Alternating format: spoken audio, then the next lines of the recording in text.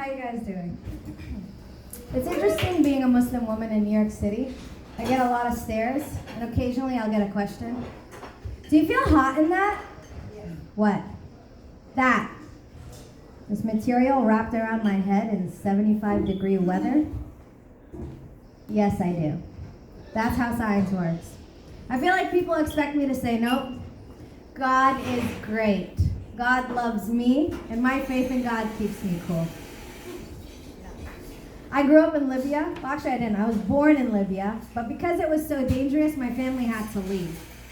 This is a true story. One of my favorite cousins in Libya got kidnapped. And the sad thing was, this was my favorite cousin because he was so sweet, kind, and helpful. And that's how he got kidnapped. There was a truck parked under an overpass, and when he was walking by, two men called over to him and told him to come help them. And when he went over, they took him. Yeah. And then they called my family and they asked for 50,000 dinars. But my family was too poor to pay. A week went by, 2 weeks went by, they called again. They're like, okay, 35,000 dinars. But my family was still too poor to pay. Another 2 weeks went by, a month went by, 2 months went by. The kidnappers got so tired of waiting, they sent my cousin home with an invoice. They ended up paying for his living expenses, his food. He even celebrated a birthday with them. He had a better time with the kidnappers than he did with my family.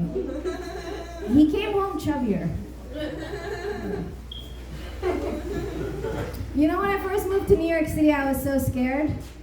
Because the media tells us Americans don't like Muslims. And I was walking around with a headscarf on my head, and I was like, this is a target. So I signed up for self-defense classes to protect myself against people that don't like Muslims. And everybody in my self-defense class signed up for self-defense classes to protect themselves against Muslims. It was my first fight in America, me against the class.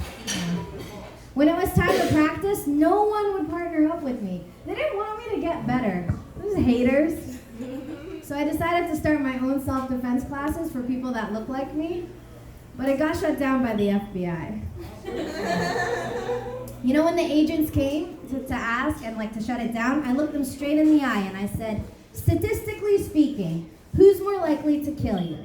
A Muslim terrorist bomber or a white man with a gun? You know what they said to me? They tased me. I know it doesn't look like it, but I actually served in Iraq.